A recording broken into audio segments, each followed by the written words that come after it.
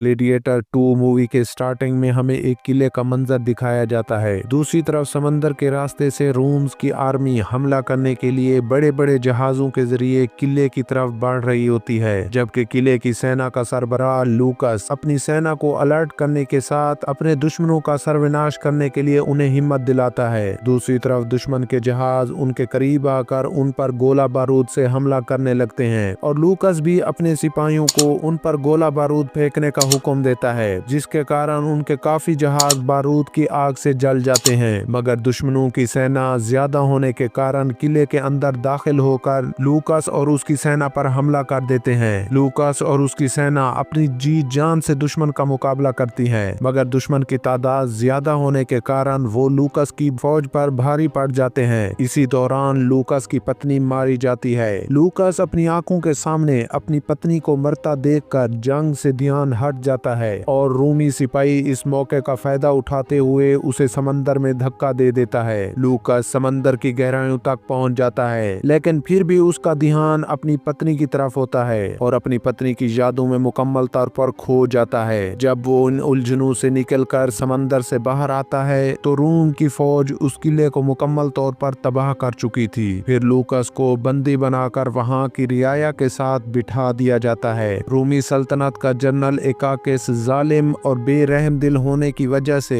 वहां के मरे हुए सिपाहियों की बॉडीज को जला देता है। लूकस और बाकी रियाया को बंदी बनाकर रूम की तरफ रवाना हो जाते हैं। उन्हीं कैदियों में लूकस का डैड लूकस को बताता है कि मैं अब बूढ़ा हो चुका हूँ, शायद आज नहीं तो कल मैं इस दुनिया से रुखसत हो जाऊं। फिर लूकस को सबक देते हुए कहता है, तुम्हें इस रूमी सल्तनत को बर्बाद करके अपनी एक सल्तनत कायम करनी होगी। खैर, रूमी सल्तनत का दस्ता रोम में पहुंच जाता है, जहां पर रोम के दोनों बादशाह गीटा और कराकला अपनी सारी प्रजा के साथ जनरल एकाकस का इस्तकबाल करते हैं और साथ ही इस जंग में फतह हासिल करने की खुशी में दोनों बादशाह जनरल को ताज पहनाते हैं और इसी खुशी के मौका पर जनरल से उसकी इच्छा पूछते हैं। तो जनरल एकाकस दोनों बादशाहों को जंग रोकने और प्रजा की अमन और खुशहाली के लिए कहता है। दूसरी तरफ कैदियों को रोम के एक स्टेडियम में ले जाकर छोड़ दिया जाता है और साथ ही वहां पर वहशी बंदरों को भी उनका सामना करने के लिए मैदान में उतार देते हैं। असल में ये खेल कैदियों के दरमियान इसलिए कराया जाता है ताकि कोई बड़ा सौदागर आकर मैदान में लड़ने वाले बहादुर गुलामों को आकर अच्छे दामों से खरीद सके, जिसमें लूकस बहादुरी से इन बंदरों का मुकाबला करता है, मगर इसका डैड बंदरों के हमलों की वजह से मारा जाता है। तो वहाँ का सबसे बड़ा सौदागर मैक्रेनेस लूकस की ये बहादुरी देखकर उसे खरीद लेता है। दूसरी तरफ जनरल एकाकस अपने घर आकर अपनी पत्नी से मिलता है और रोते हुए उसे बताता है कि आज हमने जंग तो जीत ली, मगर मैं अब बादशाहों का हुक्म मानकर और खून नहीं बहा सकता। इससे साफ ज़ाहिर होता है कि जनरल और रोम की सारी प्रजा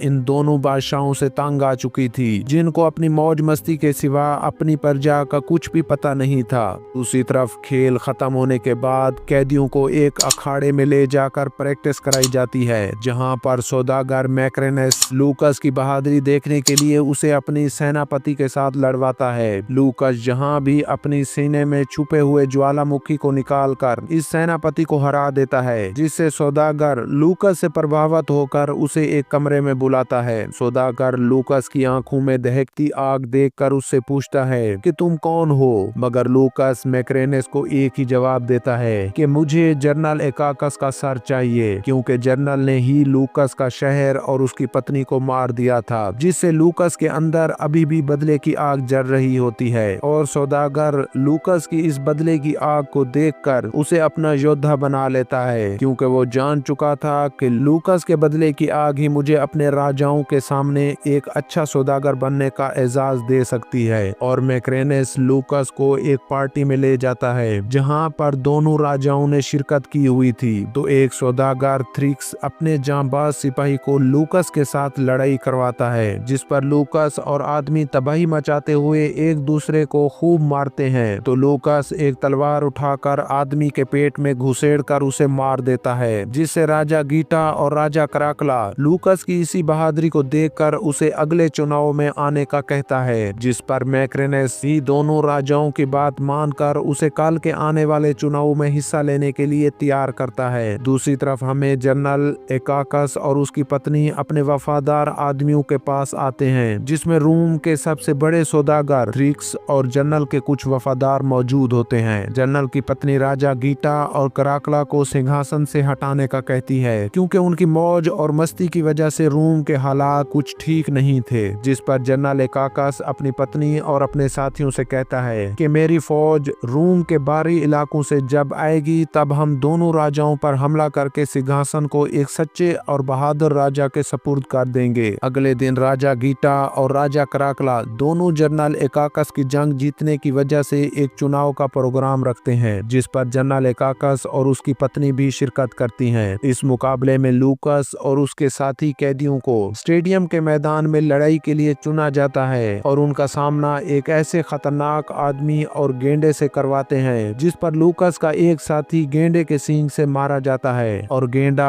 अब लूकस की जानिब बढ़ रहा होता है। लूकस अपने शातिर दिमाग से जैसे ही मैदान की मिट्टी को हाथों में लेता है तो जनरल एकाकस और उसकी पत्नी इसकी ये हरकत देखकर समझ जाते हैं कि ये हमारा ही बेटा है, क्योंकि कुछ साल पहले रूम पर हमला होने की वजह से जनरल की पत्नी ने अपने बेटे को एक घोड़े पर लाद कर वहां से भगा दिया था ताकि वो जिंदा बच सके। और लूकस भी अपनी इसी बहादुरी की वजह से गेंडे और उस आदमी का मुकाबला करके उन दोनों को मार गिराता है। मगर अभी भी जनरल एकाकस और उसकी पत्नी के दिमाग में यही बात घूम रही थी कि ये हमारा वारिस है। खैर, खेल खत्म होते ही लूकस और उसके कैदी जेल में आते हैं, जहां पर सभी कैदी उनकी जीत का जश्न मनाते हैं। दूसरी तरफ जनरल एकाकस की पत्नी आज वाले खेल के वाक़े को सोच सोच कर इसकी सच्चाई जानने के लिए छुपते हुए जेल में आकर लूकस से मुलाकात करती है। तो लूकस जनरल की पत्नी से पूछता है कि तुम कौन हो, जिस पर जनरल की पत्नी जवाब देते हुए कहती है कि मैं तुम्हारे बचपन में खोई हुई माँ हूँ। ये बात सुनकर लूकस उस पर यकीन नहीं करता और उसे गुस्से के साथ बाहर निकाल देता है। जनरल की पत्नी जैसे ही बाहर निकली तो उसके सामने जनरल खड़े हुए थे, जिस पर जनरल की पत्नी रोते हुए जनरल को बताती है, हमारा बेटा जिंदा है, तुम्हें इसकी जान बचाने के लिए इसे कैद से बाहर निकालना होगा। जिस पर जनरल भी आमादा हो जाता है। इसी दौरान साथ खड़ी नौकरानी ये सब बातें सुन लेती है। नौकरानी जनरल की कही हुई बातें अपने मालिक थ्रिक्स को जाकर बताती है। दूसरी तरफ जनरल की पत्नी लूकस के सौदागर मैक्रेनेस को अपने घर दावत पर बुलाती है, जिस पर वो सौदागर मैक्रेनेस से पूछती है कि आपने ऐसा योद्धा कहां से लाया। ये बात सुनकर सौदागर थोड़ा शक में पड़ जाता है और इसी शक को दूर करने के लिए वो जनरल के आदमी थ्रिक्स के पास जाकर उसे अपनी हारी हुई रकम माफ करने के लिए एक सौदे का कहता है, जिस पर थ्रिक्स मैक्रेनेस को बता देता है कि लूकस ही जनरल का बेटा है और वो आज रात अपने बेटे को जेल से आजाद करके इसे रूम से बाहर निकालने वाले हैं। दूसरी तरफ जनरल भी अपनी आदमियों के साथ जेल की तरफ बढ़ रहा होता है कि उसी वक्त कुछ सिपाही उन्हें घेरे में लेकर जनरल के सभी आदमियों को तीरों से मार देते हैं और जनरल को पकड़कर उसकी पत्नी के साथ राजा गीटा और राजा कराकला के सामने पेश कर देते हैं, जिससे राजा कराकला गुस्से से जनरल एकाकस को मारने वाला होता है कि उसी वक्त उसका भाई उसे रोक लेता है और सिपाही जनरल और उसकी पत्नी को वहां से ले जाते हैं। सौदागर मैक्रेनेस इस मौके का फायदा उठाकर राजा गीटा के सामने अपनी वफादारी का झूठा रूप दिखाते हुए कल के खेल के चुनाव में जनरल को मारने का कहता है, जिस पर राजा गीटा उसकी बात समझ लेता है। दूसरी तरफ जेल में एक डॉक्टर लूकस के जख्मों पर मरहम लगाते हुए उसे मैक्सिमस की बहादुरी और उसका जंगी सामान दिखाता है, जो कि ग्लेडिएटर पार्ट 1 में रूम की सेना और उसके इलाके के लिए अपनी जान कुर्बान कर चुका था। इधर खेल के आखिरी चुनाव में जनरल एकाकस को मैदान में कुछ सिपाहियों के साथ लड़वाते हैं, जिससे जनरल एकाकस उन सिपाहियों को मार गिराता है। मगर अब उसका सामना उसके बेटे लूकस के साथ करवाया जाता है, जिसे देखकर जनरल उसे रोकते हुए उसके सामने हथियार डाल देता है, जिससे लूकस भी इस पर रहम खाकर उसे अपना बाप मानते हुए उसके सामने घुटने टेक देता है। मगर ये बात राजा को नापसंद होने के कारण वो जनरल एकाकस को अपने तीर अंदाजों से कहकर मरवा देते हैं, जिस पर रूम की सारी प्रजा दोनों राजाओं को कोसने लगती है और साथ ही इंसाफ मांगने के लिए राजा के महल के सामने आकर तबाही मचाने लगते हैं, जिससे राजा गीटा प्रजा की चीखों पुकार सुनकर गुस्से में अपने भाई कराकला को डांट देता है और कराकला नाराज होकर वहां से बाहर चला जाता है। सौदागर मैक्रेनेस इस मौके का फायदा उठाकर राजा कराकला के पास आकर उसे अपनी बातों में उलझाने लगता है। असल में इसका मकसद शाही सिंहासन पर कब्जा करना था, इसलिए वो राजा कराकला को अपने भाई गीता के बारे में भड़काकर उसे उसी के हाथों से उसकी गर्दन को कटवा देता है। इधर जेल में लूकस की माँ उसे अपने बाप दादाओं की शाही अंगूठी पहनाकर रूम से बाहर खड़े लश्कर को बुलाने का कहती है। लूकस अपनी मोम से अंगूठी लेकर अपने दोस्त डॉक्टर से मदद मांगते हुए उसे अपने बाप दादाओं की अंगूठी देकर कहता है कि तुम्हें रूम से बाहर एक फौज के कमांडर को ये अंगूठी देकर इस लश्कर को रूम में लाना होगा। तो डॉक्टर अपना हुलिया चेंज करके रूम से बाहर खड़े लश्कर के कमांडर से मिलकर उसे लूकस के बाप दादाओं की अंगूठी को दिखाता है, जिससे कमांडर समझ जाता है कि शाही खानदान अब खतरे में है। इसलिए वो डॉक्टर के साथ अपना लश्कर लेकर रूम की तरफ बढ़ जाते हैं। इधर महल में राजा कराकला इतना पागल हो चुका था कि रूम का सिंहासन गीता की जगह पर अपनी एक बंदरिया को चुन लेता है और साथ ही अपना सिंहासन सौदागर मैक्रेनेस को सौंप देता है। यानी कि अब रूम की सारी सल्तनत मैक्रेनेस के हाथों में होगी। इसलिए मैक्रेनेस सभी मुहाफिजों को डराकर अपने साथ मिला लेता है और राजा कराकला के साथ मिलकर लूकस की मां को मारने के लिए हुक्म देता है, क्योंकि वो चाहता था कि अब शाही खानदान का एक फर्द भी नहीं बचना चाहिए। दूसरी तरफ जब जेल में लूकस को सिपाही लेने के लिए आते हैं तो लूकस और बाकी सभी कैदी जेल के दरवाजे खोलकर इन सभी सिपाहियों को मार देते हैं और लूकस अपने महान योद्धा मैक्सिमस का जंगी लिबास पहनकर अपने कैदियों से एक अलग फौज बनाता है। और लूकस जैसे ही मैदान पर उतरा तो राजा कराकला के सिपाही उसे और उसकी मां को घेरे में ले लेते हैं। लूकस भी अपने सिपाहियों के साथ इन सिपाहियों से बहादुरी से मुकाबला करते हैं। लूकस जैसे ही अपनी मां की तरफ बढ़ा तो मैक्रेनेस तीर से वार करके उसकी मां और राजा कराकला को मार देता है और रोमी सेना को साथ लेकर रूम से बाहर लूकस की फौज को रोकने के लिए चला जाता है और लूकस भी इसका पीछा करते हुए वहां पहुंच जाता है। अपने मां और बाप के बदले की आग में मैक्रेनेस के साथ लड़ाई करके उसे तड़पा तड़पा कर मार डालता है। लड़ाई के बाद लूकस दोनों लश्करों के दरमियान में आकर खड़ा हो जाता है और कहता है कि मैंने मैक्रेनेस को मार दिया, लिहाजा हमें ये जंग हमेशा के लिए खत्म करनी होगी। हमें एक दूसरे का खून बहाने की बजाय रूम को